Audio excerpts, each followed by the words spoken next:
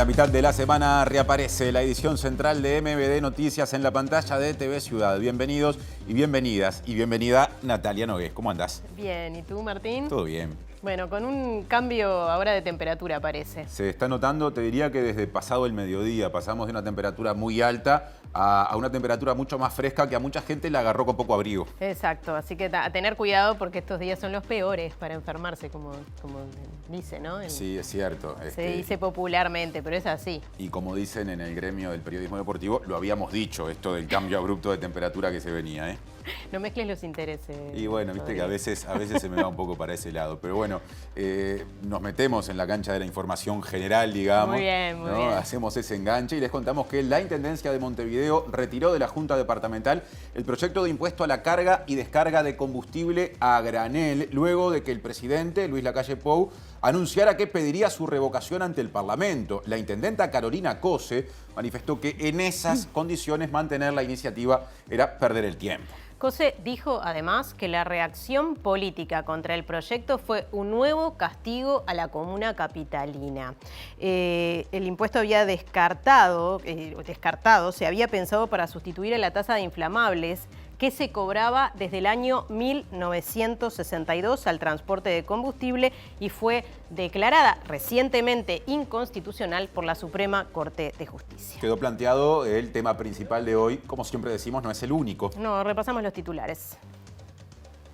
La planta desalinizadora de OCE, diseñada por la UTEC, comenzó a funcionar este jueves al 100% de su capacidad en la Laguna del Cisne, en Salinas.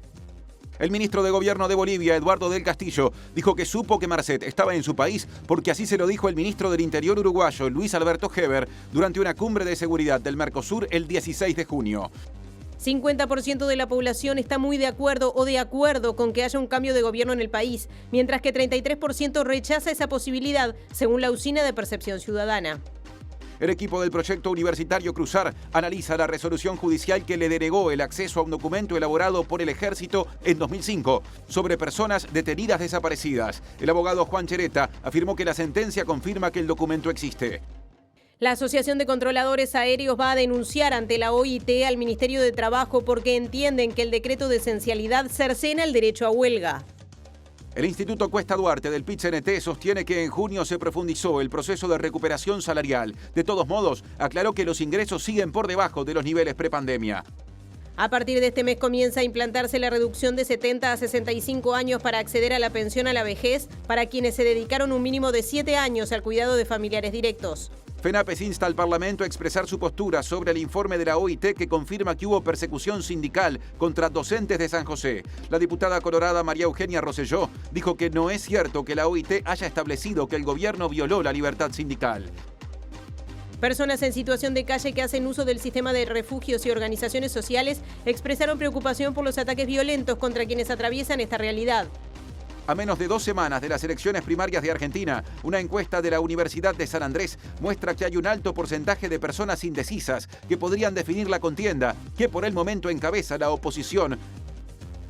En su primera rueda de prensa con corresponsales extranjeros desde que asumió el poder el pasado 1 de enero, Lula se refirió al rol y la incorporación de nuevos países a los BRICS y abogó por un triunfo de la democracia en las elecciones de Argentina.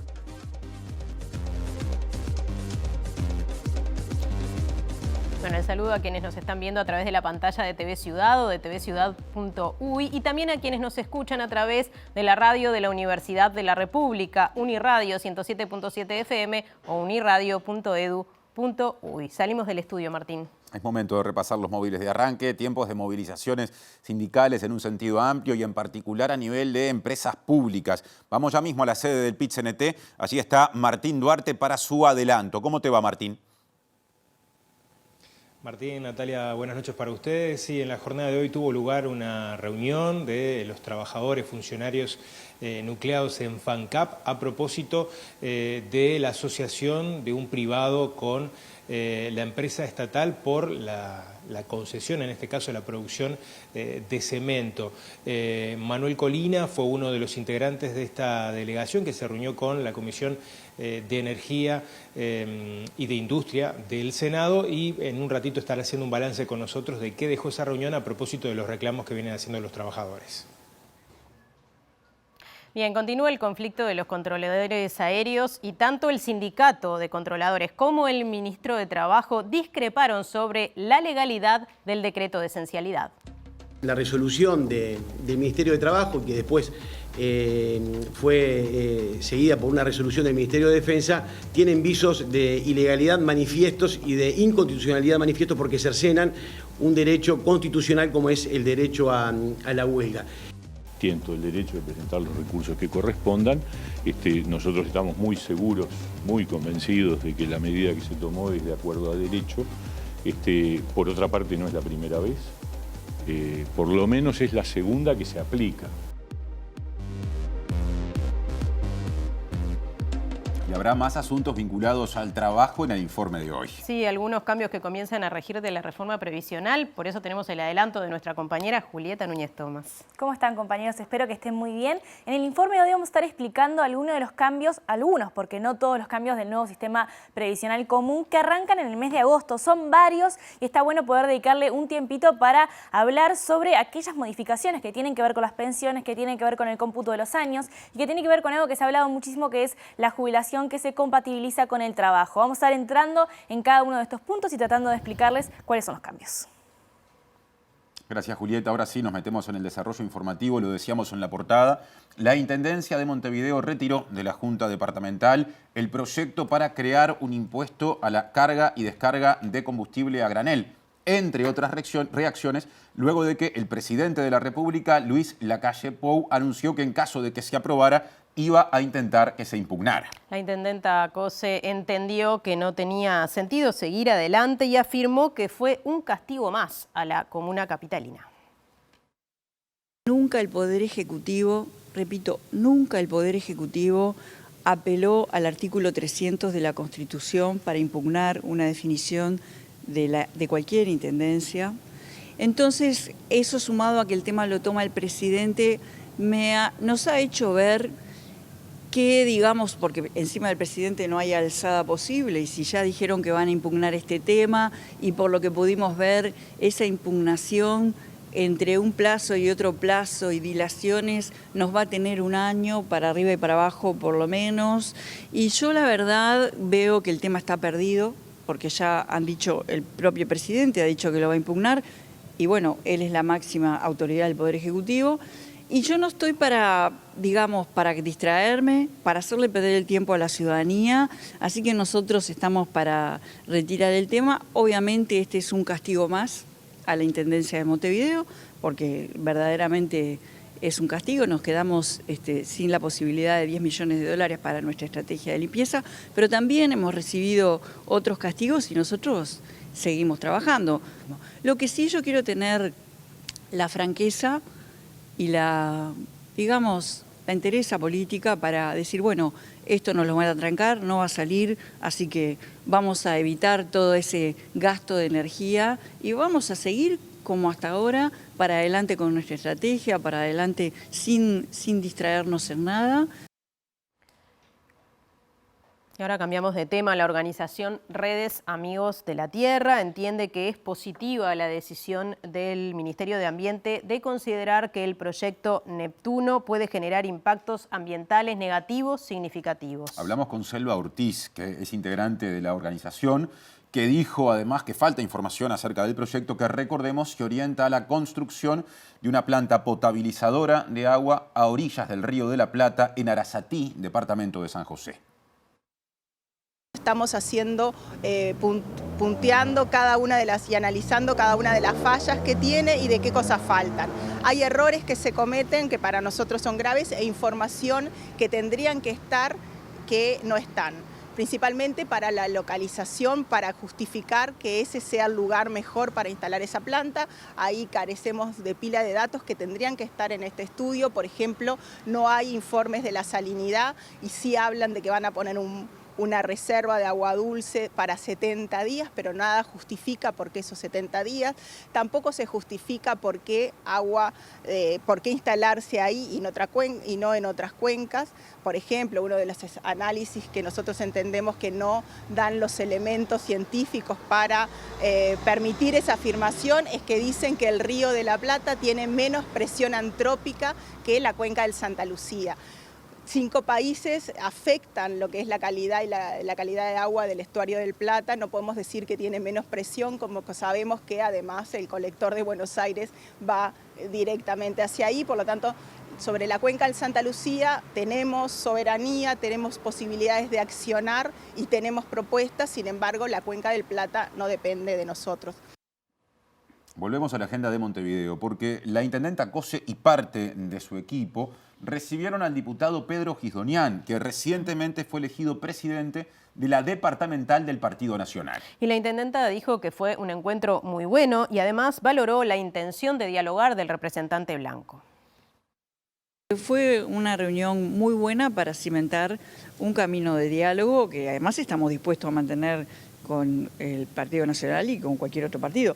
Ya lo tenemos bastante bien, por ejemplo, con el Partido Colorado. Yo diría que hay un buen intercambio de diálogo sobre muchos temas. Y bueno, me parece bien que la departamental del Partido Nacional se haya sumado a esa manera de trabajar.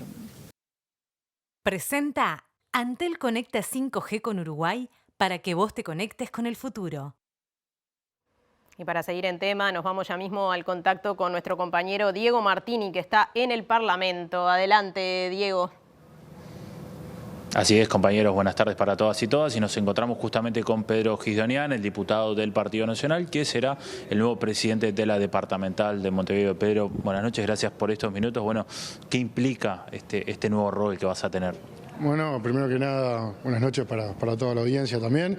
Sí, es así, nosotros estamos ahora cumpliendo la función justamente en la Comisión Departamental de Montevideo y bueno, implica justamente tratar todo lo tendiente a lo que acontece en el departamento, tratar de ser justamente el nexo y el respaldo para los distintos actores que están involucrados con la gestión municipal y bueno, en este periodo que queda de acá hasta las próximas elecciones, tener justamente esa comunicación, ese diálogo fundamental y ese, como te decía, respaldo para los compañeros que están trabajando en territorio especialmente.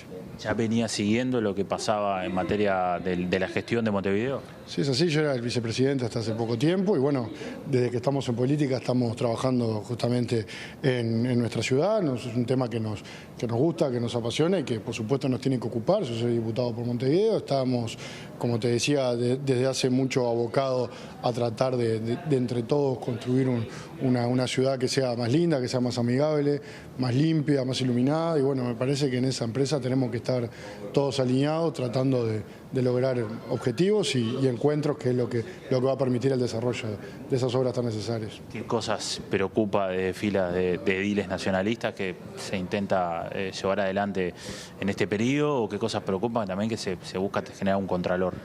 Bueno, a ver, está claro que nosotros desde varios lugares se ha tenido una visión crítica de lo que ha sido no solamente esta gestión, sino todas las que venía desarrollando el Frente Amplio de la Intendencia, pero como te decía, nosotros estamos en una postura de construir algo mucho más desde lo positivo, por supuesto que difiriendo de lo que nosotros entendemos que se está haciendo mal, pero tratar de lograr los acuerdos. Nosotros particularmente tenemos una bancada de ediles muy numerosa. El Partido Nacional es el partido más importante de la oposición en Montevideo, que ha tenido distintos puntos de vista sobre varias de las acciones que ha tomado la Intendencia. Por supuesto que nosotros tenemos un respaldo total a lo que es la gestión de los ediles, pero también creemos que es fundamental la construcción de acuerdos y de entendimientos y que bueno, que el diálogo se dé. Entonces, desde ese lugar, sí, por supuesto, marcando lo que nosotros creemos que se está haciendo de una manera que nosotros lo haríamos de otra manera o se podría hacer mejor, pero también con la intención de que en definitiva se puedan hacer las cosas necesarias para mejorar la calidad de vida de los montevideanos. Pedro Gisdonian, diputado y nuevo presidente de la departamental de Montevideo, muchas gracias. Gracias a ustedes. Muy bien, volvemos a piso, compañeros, cuando quieran. Antel Conecta 5G con Uruguay para que vos te conectes con el futuro. Bien, y ahora vamos a hablar de Sebastián Marcet, el narcotraficante que envió una grabación a algunos medios de comunicación en la que denuncia que las personas detenidas por el gobierno boliviano son inocentes. Esto es de último momento, lo hizo hace poco, se está hablando a nivel internacional. En esa grabación también le agradeció, atención, al director de la Fuerza Especial de Lucha contra el Narcotráfico por alertarlo de la orden de aprehensión en su contra. Bueno, sé que mi situación está complicada, pero la verdad no quiero involucrar a las personas que son inocentes y que están... O sea, sí, todos creían que era Luis Pablo Amorín. Ninguna de las personas que están pasando un mal momento hoy tiene nada que ver con mis cosas y se están yendo al carajo ya con eso. Ya ando por todos lados vinculando gente que no tiene nada que ver conmigo. Sí, bueno, gracias a la ayuda del director de la FELCN logré irme porque él me avisó que el ministro ya había dado orden de aprehensión contra mí y bueno, agarré una platita y me avisó que me fuera ese director de la FELCN. Como no hizo las cosas bien, porque está molestando gente inocente que no tiene nada que ver, quiero que se sepa eso. Y seguimos en tema porque un informe de la Fiscalía Paraguaya estableció que Marcet se adueñó literalmente del cártel que antes pertenecía a su socio Miguel Insfrán y que a partir de ese paso se convirtió en el principal ideólogo, organizador y supervisor. El documento asegura que se encarga de cada fase del negocio de tráfico de cocaína hacia Europa. La búsqueda de Marcet en Bolivia podría aportar elementos relevantes para las investigaciones realizadas en Uruguay que vinculan a Marcet, entre ellas las incautaciones de drogas y la entrega del pasaporte cuando estaba detenido en Dubái. Si bien todavía no llegaron datos concretos, existe una comunicación permanente entre las fiscalías para canalizar las novedades, confirmó el fiscal de corte Juan Gómez. Parte de esa información figura en un documento de 900 páginas entregado por la Unidad de Investigación Sensitiva de la Fiscalía Paraguaya, algunos de cuyos detalles se conocieron en las últimas semanas. Entre ellas las conversaciones de Marcet con su socio Miguel Insfrán mientras estaba preso en Dubái. Insfrán fue requerido y detenido en el marco del operativo Ultransapi, que fue el punto de partida para la requisitoria internacional contra Marcet. El informe conocido como ARAI consigna que el uruguayo se adueñó del puente aéreo de la cocaína boliviana y de la exportación a Europa. El diario boliviano El Deber publicó este miércoles extractos del documento con mención a evidencia de al menos 100 escuchas telefónicas que revelan que Marcet controla desde la producción hasta el lavado. Marcet tiene una participación activa en cada una de estas etapas, por lo cual se considera como el principal ideólogo, organizador y supervisor de las operaciones ilícitas. Además, es uno de los destinatarios mayoritarios de las ganancias generadas por el esquema de tráfico internacional de drogas, indica el documento. De este reporte se sabe que para el control del flujo aéreo, Marcet logró comprar unas 40 avionetas con las que pudo hacer hasta 1000 vuelos entre 2019 y 2022. Y el ministro de Gobierno de Bolivia, Eduardo del Castillo, dijo que supo que Marcet estaba en su país a través del ministro del Interior uruguayo, Luis Alberto Heber. Esto ocurrió durante una cumbre de seguridad del Mercosur que se realizó en Buenos Aires el 16 de junio.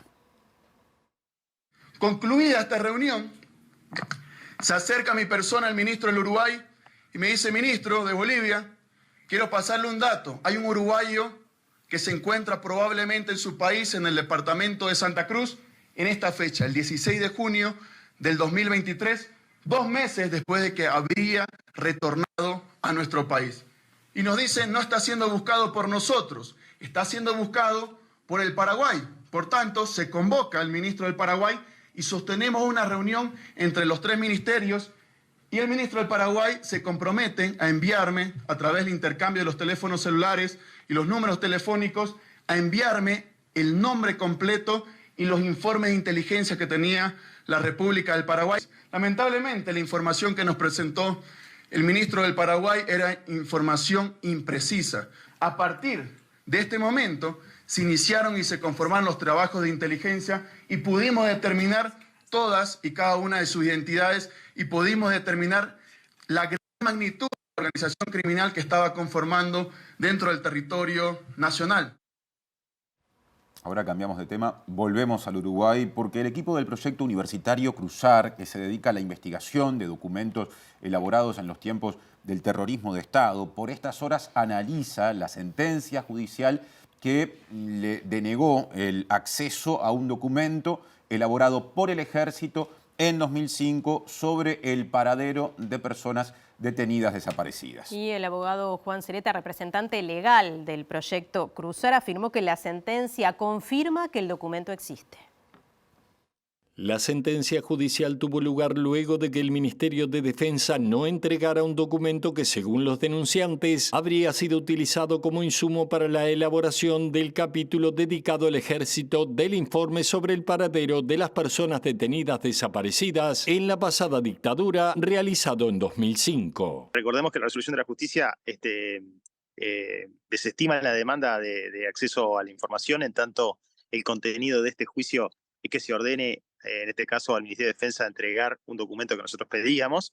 Pero por otra parte, si bien desestima la demanda, el juez establece claramente en parte del fallo que no puede desconocerse o no puede desconocer la existencia del documento que nosotros reclamamos. Ese es un avance para nosotros, tal vez pequeño avance, pero es un avance en el sentido de que confirma que el documento que estamos buscando y que podría ser esclarecedor respecto al destino de los detenidos desaparecidos, es un documento que existe. O sea, sumamos una declaración judicial a las pruebas documentales que ya teníamos sobre la existencia de este documento. Ese es el pequeño avance que consideramos hemos logrado con esta resolución, que si bien no ordena al Ministerio de Defensa entregarlo, la razón por la que él no lo ordena es porque entiende que al amparo de la ley de acceso a la información pública no se puede ordenar a alguien entregar algo que ese alguien dice que no tiene. Bien, y como ya anunciáramos, el PIT-CNT está convocando a un paro general parcial el jueves 17 de agosto de 9 a 13 horas con concentración en la explanada de la Universidad de la República y posterior movilización hacia el Ministerio de Economía y Finanzas. Sí, el dirigente sindical Martín Pereira defendió la medida y la convocatoria y, entre otras cosas, dijo que es porque no hay avances en la rendición de cuentas. Estamos en el medio de la rendición de cuentas, en lo cual no hay avances. En la ronda de consejo de salario, que tampoco hay avances, se presentaron las pautas tarde por parte del Poder Ejecutivo. Tenemos muchos sindicatos en conflicto. Tenemos los compañeros de CODI, que hace más de 100 días que están acampando en una medida totalmente antisindical. Los compañeros de FANCAP, y así va varios sindicatos en conflicto peleándola, el CIMA y demás. Entonces se entendió que había que hacer una movilización, plantearle al gobierno que tiene que avanzar en la rendición de cuentas, que se tienen que destrabar los consejos de salario, solucionar los conflictos que están arriba de la mesa con principal importancia con los compañeros de ACODIC, y bueno, por eso se definió un paro para el día 17 de 9 a 13 en área Montevideo y área metropolitana, con una concentración en la universidad a la hora 10 y marcha hasta el Ministerio de Economía. Seguimos adelante con temas vinculados porque el ministro de Trabajo y Seguridad Social, Pablo Mieres, dijo que los cambios resultantes de la reforma previsional que ya entró en vigencia generan más equidad entre trabajadores y trabajadoras independientemente de la caja, o sea, el subsistema al que pertenezcan. Además dijo que con este sistema se generan nuevos derechos. Y esto es un derecho, esto se hace estrictamente porque en realidad estábamos viviendo una situación de inequidad. Había uruguayos que, porque aportaban a dos cajas distintas, tenían la posibilidad de jubilarse por una y seguir trabajando por la otra. En cambio, la gran mayoría, que son los que aportan a industria y comercio, no tenían ese derecho. Y esta reforma se los otorga y estamos convencidos además que está en sintonía con lo que es el proceso normal de una persona cuando va envejeciendo. Las personas no se vuelven de un día para el otro de totalmente capaces de trabajar al 100% y pasar al día siguiente al 0. Yo diría que incluso desde el punto de vista psicológico no es lo mejor. Lo mejor es que haya un acompañamiento en la actividad de un proceso gradual y que las normas le permitan a las personas pasar ese proceso y de alguna forma ir cambiando su realidad, reduciendo la actividad, pero no pasando de todo a nada de un día para el otro. Y vamos a saber más a propósito de los cambios vinculados a esta reforma previsional. Sí, por eso damos la bienvenida a nuestra compañera Julieta Núñez Toma. Julieta, ¿se puede decir que entra en vigencia de alguna manera esta reforma? Es un mes importante, sobre todo porque, como escuchábamos recién a Pablo Mieres, el ministro de Trabajo, bueno, es la concreción de un plan que se discutió muchísimo, que en la votación dio mucho de qué hablar, tanto en oficialismo y en oposición, y hoy en día, por ejemplo, que es 2 de agosto, se pueden empezar a ver ya personas que hagan algunos trámites en particular, más allá de que en realidad ya hemos escuchado las voces, por ejemplo, de la Asociación de Trabajadores del BPS que dicen que hay demoras para implementar estos cambios porque la atención está demorada, ya personas que, por ejemplo, soliciten pensiones o cuestiones asociadas que ahora vamos a explicar más adelante, van a ver cambios asociados a este nuevo sistema previsional común, ¿no? Entonces, hay algunas cosas que está bueno explicar porque si bien estos primeros puntos no son los más discutidos, porque por ejemplo no arranca ahora, por ejemplo los trabajadores que entren al mercado laboral o al BPS, hoy en agosto no van a entrar en el nuevo sistema jubilatorio, eso va a pasar más adelante y lo voy a explicar hacia el final de este informe.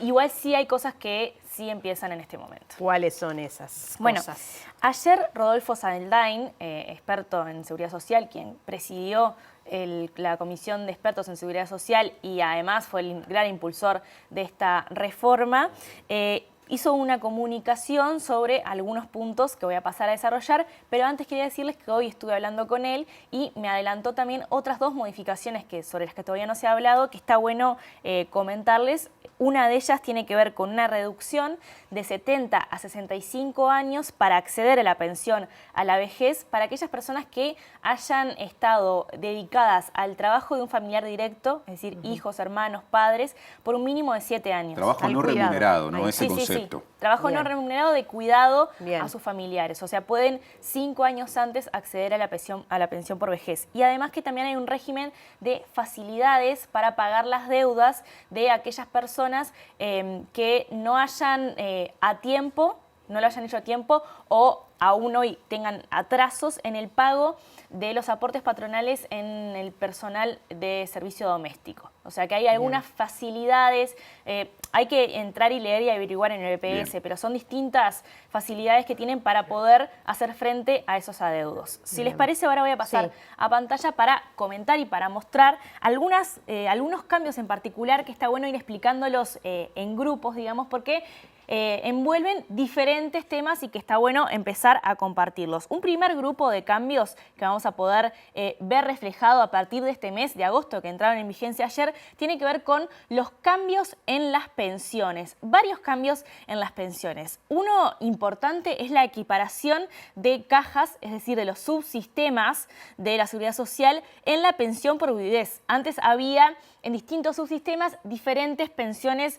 por viudez y ahora se empezaron a equiparar. Y además hay un proceso que arranca ahora y va a llevar 10 años de equiparación por género en las pensiones por viudez. También hay una nueva prestación, digamos, que tiene que ver con la pensión por fallecimiento de padre o madre para aquellas personas que tengan hasta 23 años y que sean estudiantes terciarios. Por otro lado, también empieza a regir un nuevo examen de ingreso para pensiones por vejez e invalidez que, según expresó Rodolfo Saldain, sería más amplio, es decir, comprendería a más personas que quieran ingresar a tener un cobro de esta pensión. Y también hay una cuestión que tiene que ver con los adicionales en este tipo de pensiones, en las pensiones por vejez e invalidez.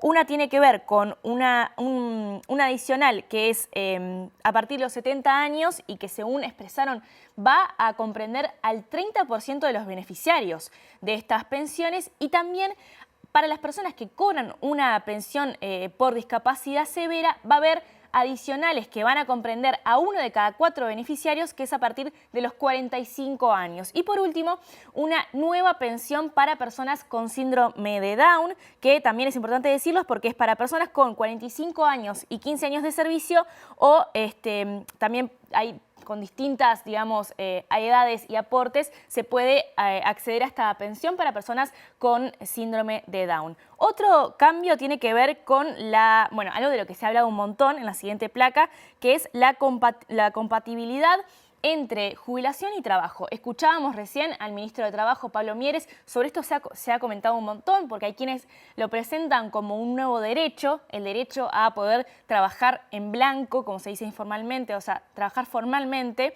en las pensiones por, cuando hay una jubilación que ya está efectiva y hay personas que quieren o que deben o que necesitan seguir trabajando, que lo puedan hacer de manera formal y no informal. Y hay una discusión que se asocia a si es una necesidad que tienen las personas o un deseo.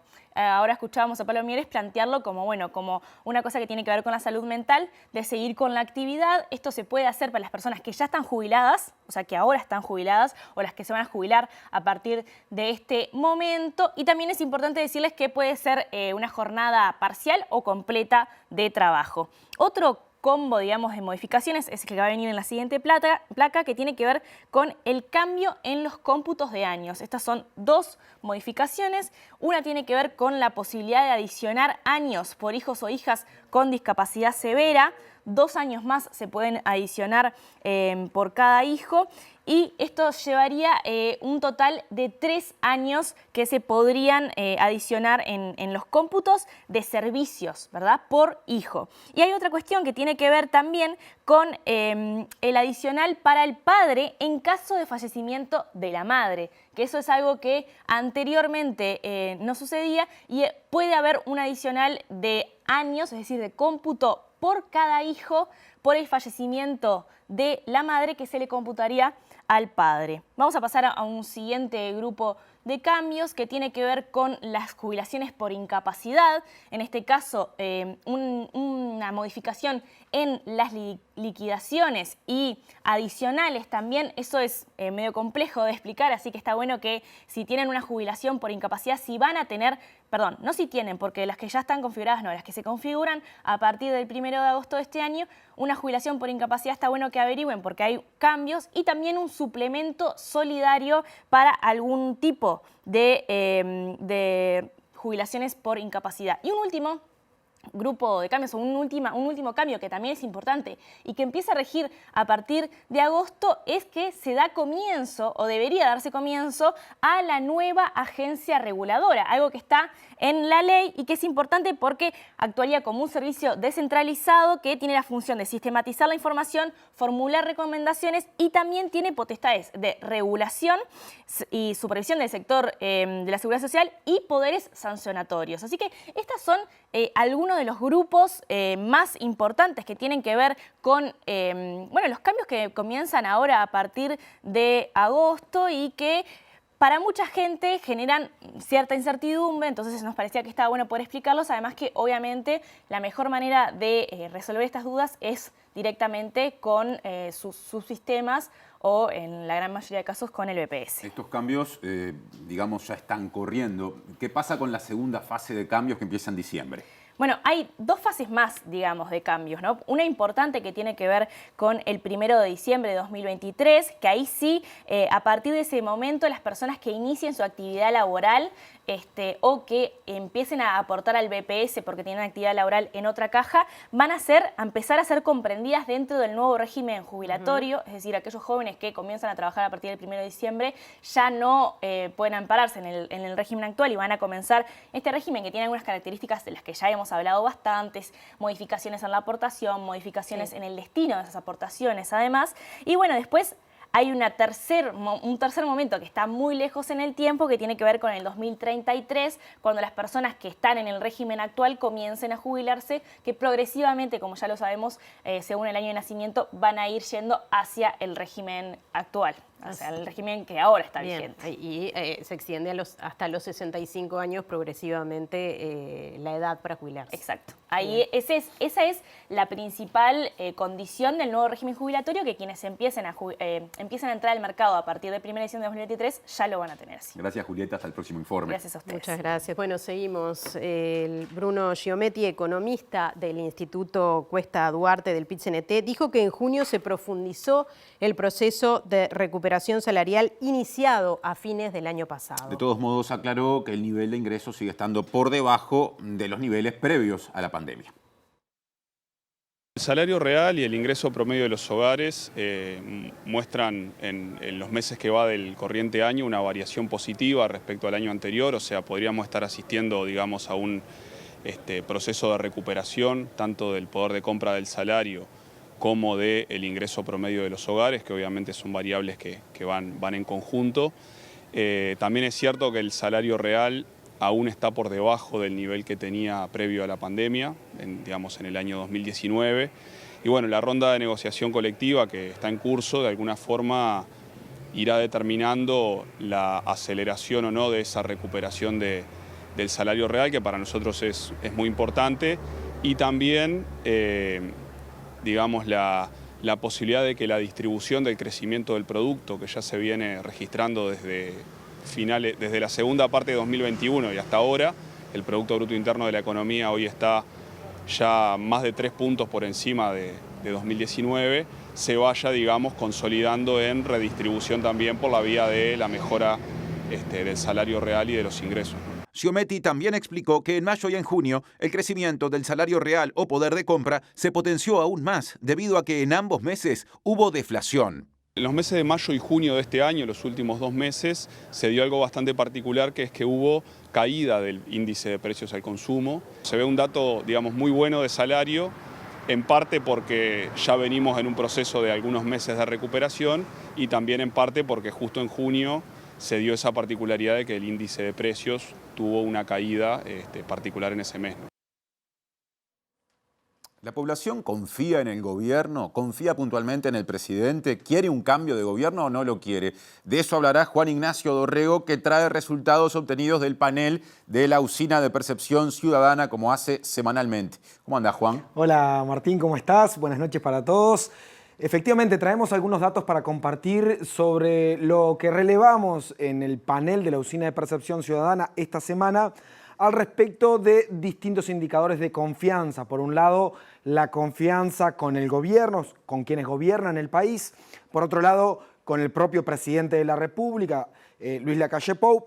Y finalmente también indagamos sobre la necesidad de un cambio de gobierno y cuál es la sensación que tiene la ciudadanía al respecto. Comenzamos entonces por la primera de estas consultas, que fue, bueno, ¿cuál es el nivel de confianza con quienes gobiernan el país?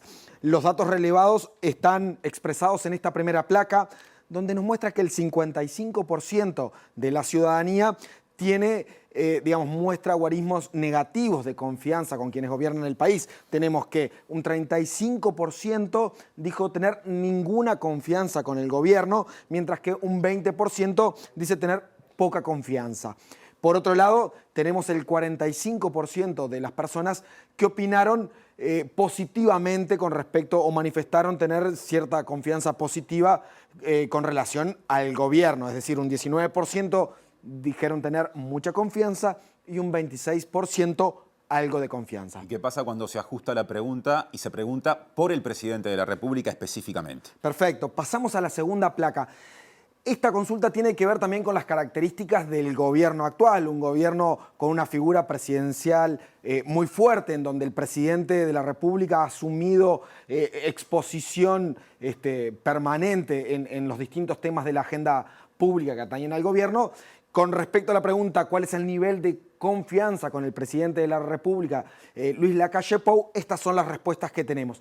Son muy similares, no solamente la pregunta anterior con respecto a la confianza del gobierno, algo que tiene que ver con lo que comentaba hace segundos, y también son datos muy similares con la anterior medición que habíamos hecho en el mes de abril. O sea que hay estabilidad. Hay cierta estabilidad en cuanto a la opinión de la ciudadanía sobre la confianza con el gobierno y también con el presidente. En este caso tenemos que la mayoría plantea tener ninguna confianza y poca confianza. En el primero de los casos el 38% y en el segundo de los casos un 15%.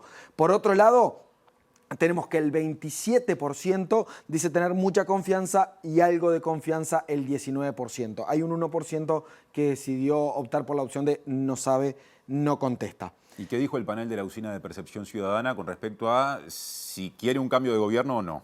Perfecto. La tercer placa que traemos para compartir recoge estos datos en donde les consultamos cuál es el nivel de acuerdo de la ciudadanía con la necesidad de un cambio de gobierno para el país.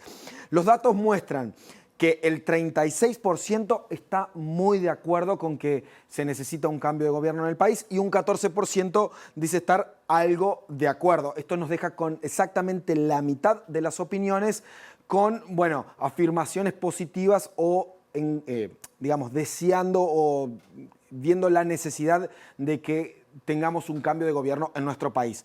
Las opiniones a favor de mantener el gobierno, sí. Tenemos un 14% que no está muy en desacuerdo con cambiar el gobierno del país y un 19% en desacuerdo con, bueno, la opción otorgada. Eso da arriba del 30%, no llega al 35%, pero está cerca. Es 1 de cada 3 opiniones se ubica, digamos, en favor de mantener el actual gobierno en Uruguay. 33% sería. Exacto. Entonces. Gracias, Juan, y hasta el jueves de la semana que viene. Nos vemos la semana que viene, entonces, Martín. Más fácil decirlo así. Exacto. Y ahora sigue Natalia.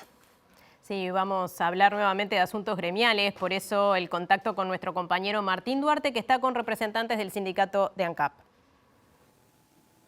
Gracias, Natalia. Sí, le agradecemos estos minutos al secretario general de FANCAP, Manuel Colina, a propósito de un encuentro, una reunión que tuvieron hoy en la Comisión de Senado de Energía y Industria, tratando la asociación con privados de ANCAP a propósito de la producción de cemento y Portland.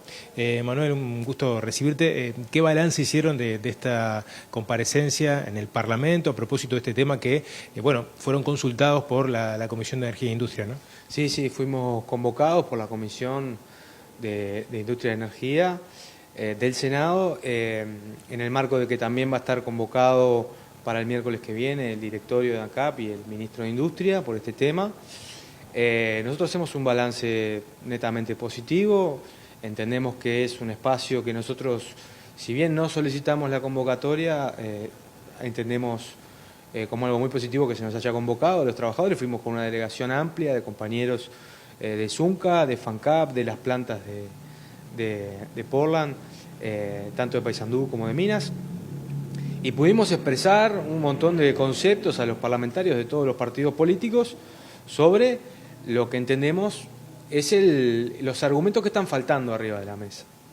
El directorio de ANCAP ha dicho que esta es la única salida porque se ha hecho todo con respecto a la industria del Portland y bueno, nosotros entendemos que no es así, que faltan caminos para explorar, entendemos que hay que explorar porque no se ha hecho el camino de mantener a la industria en la órbita estatal y pública, y bueno, fuimos a plantear entre otras cosas eso y tuvimos muy buena recepción y entendemos que es parte de lo que venimos reclamando también hace tiempo, que es que el Parlamento tome cartas en el asunto como lo establece la Constitución.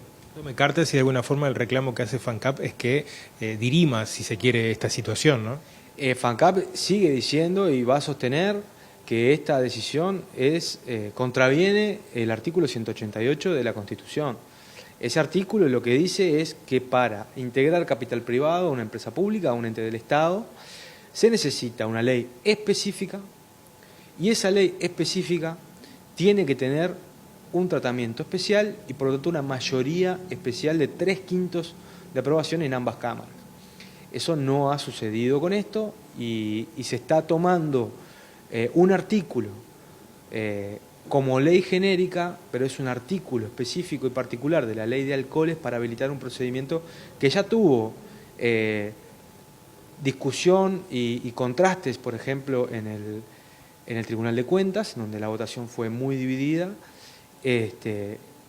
4-3, y con argumentos sólidos y de peso por qué este procedimiento no se ajustaba a derecho, y que entendemos que el Parlamento debería exigir, los parlamentarios deberían exigir su derecho a legislar sobre algo como lo explica la Constitución, y para nosotros eso también fue otro de los temas que trasladamos hoy, más allá de las particularidades del momento de la industria, de que nosotros siempre lo decimos, no defendemos malas gestiones, ni las actuales, ni las pasadas, no decimos que sea mágica la solución, que requiere mucho trabajo, pero que hay una solución dentro del Estado para potenciar a la industria cementera y que la utilidad de la misma le quede para los uruguayos y uruguayas y no para un privado, existe y hay que explorar. Bien, Manuel, muchas gracias por estos minutos. Era la palabra del secretario general de FANCAP haciendo referencia a esta reunión. Como bien decía Manuel, la próxima semana, el miércoles, van a estar asistiendo tanto el ministro de Industria como el directorio de ANCAP, justamente a la misma comisión para estar tratando el tema.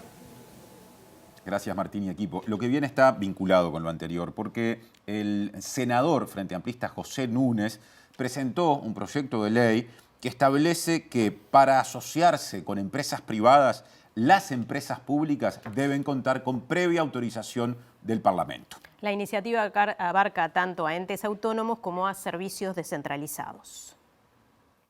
La iniciativa fue presentada en medio del proceso impulsado por el directorio de ANCAP para licitar la asociación con privados en el negocio de cemento por la Nical y la propuesta impulsada por legisladores del oficialismo de fusionar el Banco Hipotecario del Uruguay con el Banco República. La asociación de ANCAP es rechazada por el sindicato por considerarlo como una privatización. El proyecto de ley impulsado por la bancada del Frente Amplio consta de 3 artículos. En su exposición de motivos señala que las asociaciones con empresas o capitales privados suelen trascender un periodo de gobierno, por lo que deberían ser autorizados por el Parlamento en representación plural de la soberanía nacional. En su artículo primero señala que se requiere la mayoría absoluta del total de componentes de cada Cámara, asegurando su intervención en la dirección de la empresa. El proyecto establece el procedimiento de asociación, en tanto propone derogar el artículo que habilita a ANCAP a asociarse en forma temporal o permanente con empresas públicas o privadas, así como celebrar con ellas cualquier tipo de contrato con fines comerciales e industriales. Y la Asociación de Controladores de Tránsito Aéreo recibió con sorpresa el decreto de esencialidad porque entiende que las medidas gremiales que se venían adoptando no ponían en riesgo a la población. Y además definió dos, acciones en el marco de su estrategia de respuesta. Por un lado, presentar un recurso contra ese decreto ante el Tribunal de lo Contencioso Administrativo, y por el otro, denunciar el hecho ante la Organización Internacional del Trabajo. Entendemos que el anuncio, la resolución del Ministerio de Trabajo, que después fue seguida por una resolución del Ministerio de Defensa, tienen visos de ilegalidad manifiestos y de inconstitucionalidad manifiestos porque cercenan un derecho constitucional como es el derecho a la huelga. Y de entenderse que es una resolución, la resolución del Ministerio de Defensa, acorde a derechos, estaría aceptando que en los servicios esenciales, y en particular en el servicio de tránsito aéreo, no es admisible la huelga en ninguna de sus modalidades, cosa que es absolutamente inaceptable. Lo que ha resuelto la asociación es suspender transitoriamente las medidas de no despegue, no es una suspensión definitiva.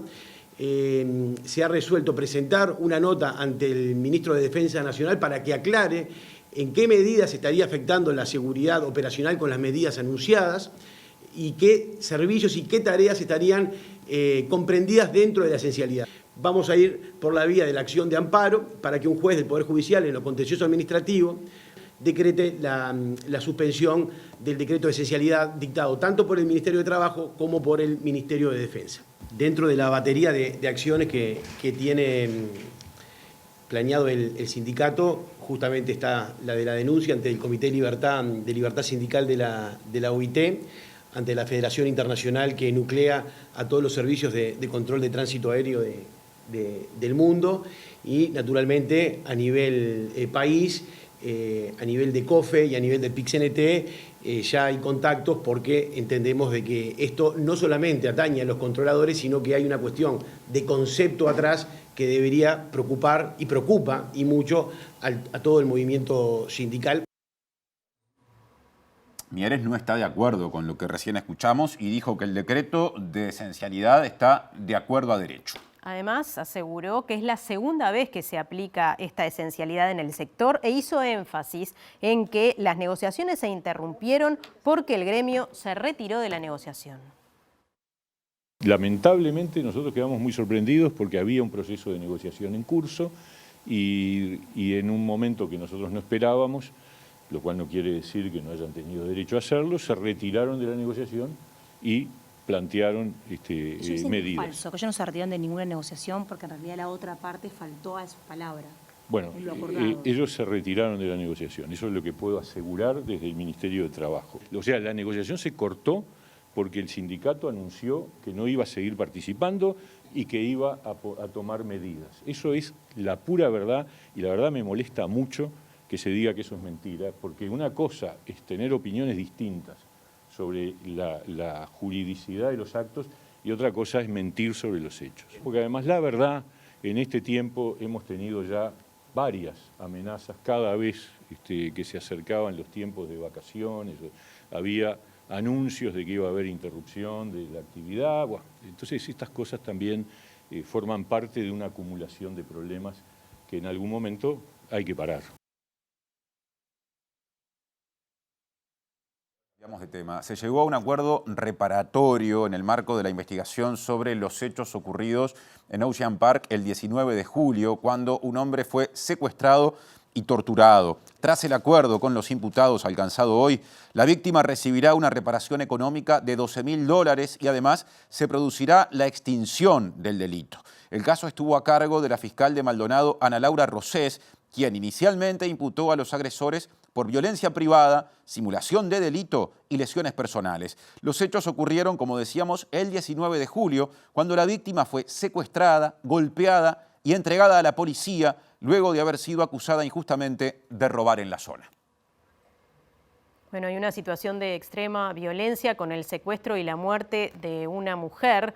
Sobre eso nos amplía nuestro compañero Diego Martini, que está en el móvil. Diego, adelante. Así es, compañeros. Bueno, un hecho trágico que ocurrió en Canelones, un asesinato a una mujer que fue secuestrada por su expareja que tenía una orden de no acercamiento, la secuestró contra su voluntad cuando ella estaba con su pareja, a quien apuñaló y se la llevó en su auto a la fuerza y terminó chocando en el peaje de Pando y ahí se produjo el fallecimiento de esta mujer. Y para hablar de esto estamos con la doctora, a quien le agradecemos por estos minutos, integrante de la red de abogadas feministas. Bueno, ¿cómo puede catalogarse este hecho? Y una de las preguntas que también resulta es si es un femicidio. Sin duda que es un femicidio.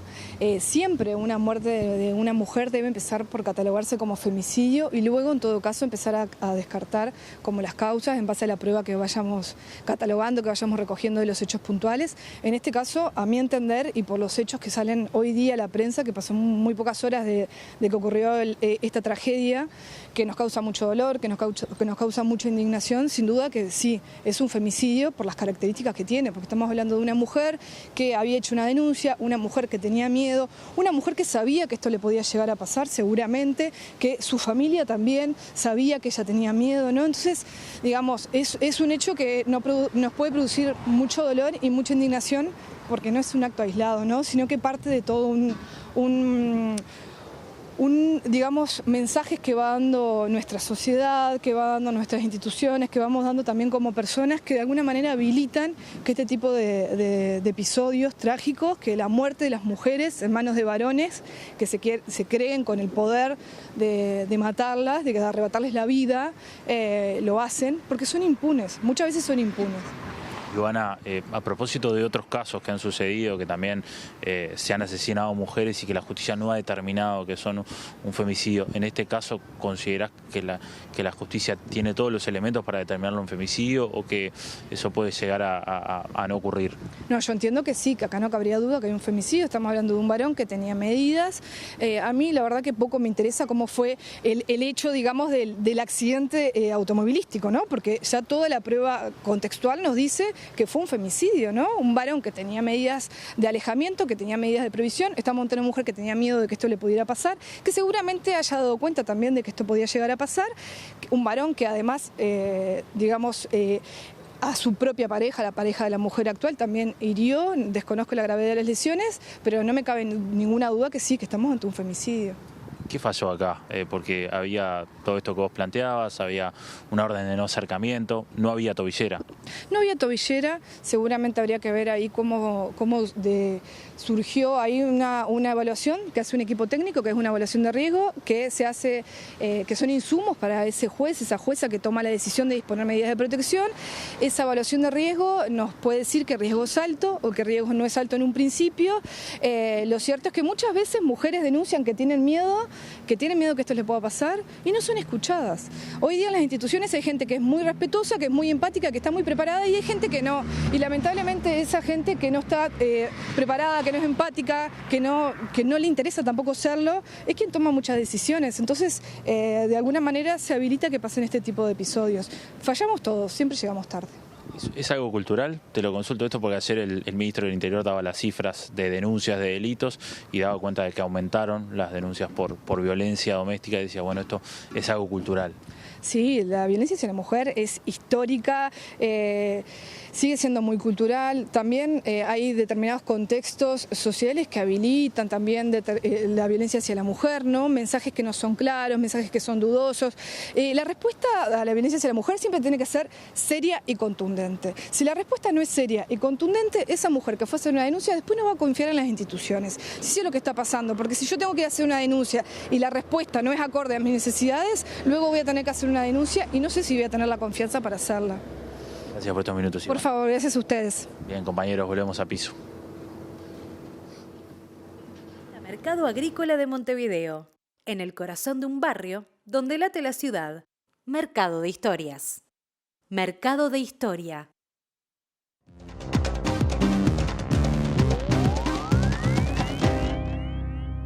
¿Qué tal? Buenas noches. Abrimos nuestro capítulo internacional en Brasil, donde hoy por primera vez el presidente Lula da Silva habló para los corresponsales extranjeros que trabajan en su país y se refirió a varios temas. A la guerra de Ucrania, donde dijo que la ONU está haciendo poco y nada y que quienes están sentados en el Consejo de Seguridad son los primeros en atizar la guerra. Habló también de los BRICS y de la importancia que este grupo pueda acceder o ayudar a países en desarrollo para evitar la desigualdad y también se refirió a las elecciones argentinas, entre otros temas donde dijo que espera venza la democracia. El presidente brasileño Lula da Silva dijo este miércoles que el Banco de Fomento del Foro BRICS, que su país integra con Rusia, India, China y Sudáfrica, debe ser más generoso que el Fondo Monetario Internacional y servir al desarrollo de los países más pobres del planeta, así como promover políticas financieras que permitan facilitar el camino para terminar con las grandes desigualdades que existen en el mundo. Lula reiteró que es favorable a la incorporación de nuevos socios a los BRICS, entre los cuales citó como posibles candidatos a Argentina y Arabia Saudita, y subrayó que ese foro debe propiciar nuevas maneras de hacer comercio con mecanismos más justos. En otro orden, el mandatario brasileño sostuvo que las Naciones Unidas deben asumir toda su responsabilidad respecto al conflicto en Ucrania y lamentó que eso no suceda porque los miembros permanentes del Consejo de Seguridad son los que fomentan las guerras, considerando impresionante la inmovilidad de la ONU, y dijo que los líderes mundiales tienen la obligación de buscar la forma de parar todas las guerras que tienen efectos devastadores para la economía, un altísimo costo humano y agravan las inmensas e indignantes desigualdades que existen en el planeta. El presidente brasileño también se refirió a las elecciones de octubre en Argentina y dijo que espera que la democracia venza y que no se imponga un candidato que piense que inversión social es gasto, al tiempo que afirmó que Brasil quiere crecer junto con Argentina y con los otros países latinoamericanos, sugiriendo que trabajará codo a codo con quien gane las elecciones de octubre en una nación que es el principal socio regional de la economía brasileña. Y precisamente hablando de las elecciones en Argentina, la Universidad Privada de San Andrés publicó una encuesta que muestra muchísima paridad, por lo menos en lo previo a las elecciones PASO, que son las que van a definir quiénes serán los candidatos que irán a octubre. Hay una leve ventaja de Juntos por el Cambio, hay allí matices en la interna de cada partido, pero también el estudio, la encuesta, establece que de lo que ocurra en las PASO seguramente va a depender lo que ocurra en octubre y de los balances que se den en esa materia. Igualmente los indecisos estarían en el 21% según esta encuesta. Los sondeos previos marcan una leve ventaja de Juntos por el Cambio como la fuerza política más votada con el 23%, pero dentro de esta compiten dos candidatos distintos, la ex ministra de Seguridad Patricia Bullrich, que recoge el 16,1%, y el alcalde de Buenos Aires, Horacio Rodríguez Larreta, quien asumió el desafío de dejar atrás la figura del expresidente Mauricio Macri como líder de la derecha con el 9,1%. El estudio exhibe que el oficialismo reunido en la Alianza Unión por la Patria aún se mantiene con chances de seguir en el poder en octubre, pero para eso debería asegurarse un lugar en un presunto balotaje, ya que suma 19% de intención de voto, pero esta se divide entre los que votarían por el ministro de Economía Sergio Massa, un 13,5%, y quienes se inclinan por el dirigente social Juan Grabois, con el 4,9%, más crítico con la gestión del actual presidente Alberto Fernández. Como tercera fuerza, aparece La Libertad Avanza con el economista ultraliberal de derecha Javier Milei como único postulante a presidente, que promete terminar con la casta política y reducir el gasto social al máximo y que atrae al 13,8% del electorado. El estudio de opinión realizado con 1.003 entrevistas a adultos a partir de los 18 años conectados a Internet en Argentina entre el 12 y el 21 de julio se permite especular con lo que podría pasar en las generales de octubre, donde se presentan varios escenarios según el resultado de las PASO. Otro asunto, personas en situación de calle que hacen uso del sistema de refugios y organizaciones sociales expresaron preocupación por los ataques violentos contra quienes atraviesan esta situación. Un equipo de MBD Noticias dialogó con integrantes de la red Entramados, que nuclea a personas y organizaciones vinculadas a esta temática. Mides da buenos recursos, pero que también el estigma que podemos llegar a tener por ser gente de refugio también muchas veces nos limitan muchas cosas al, por ejemplo, vincularlos con la sociedad. Digo, yo como estudiante, por ejemplo, de repente, a ver, el MIDES no me puede sustentar con materiales, pero sí me gustaría que la gente se arrimara y pudiera brindar algunos materiales, porque realmente hay estudiantes que están en refugios, en sistemas de refugios y quieren salir adelante. No solo la violencia que hay en calle, ¿no?, sino también la violencia institucional, ¿no?, de los refugios que tienen hacia los usuarios, ¿no? O sea, cuando de repente te mandan a una contingencia, ¿no?, y decís, el MIDES da los aportes, ¿no?, para que todos nosotros tengamos un confort más o menos digno, ¿no?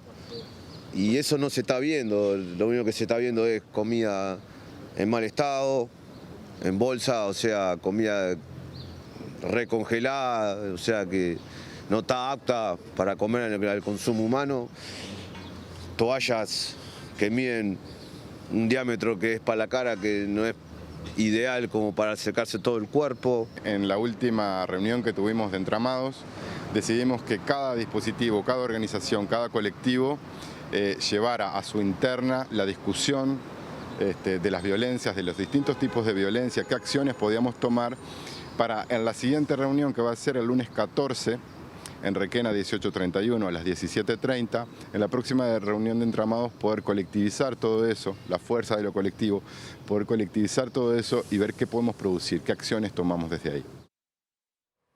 Y aquí reaparecemos ya casi de salida. Sí, para repasar los datos del tiempo. Claro. Importante, para los próximos 3 días en la zona metropolitana. Mañana jueves 3 de agosto va a estar algo nuboso. Va a seguir habiendo vientos fuertes en la mañana, sí, sobre todo. Una mínima de 7 grados y una máxima de 17. Pasado mañana, viernes 4 de agosto, se espera que en capital y cercanías haya una temperatura mínima de 6 grados, una máxima de 19 y no se pronostican lluvias. El sábado tampoco, algo nuboso, una mínima de 7 grados y una máxima de 18. Mirando un poquito más lejos hacia adelante, la probabilidad de lluvia que se menciona para capital y cercanías es probabilidad media para el domingo. Habrá que ver cómo se ajusta ese pronóstico.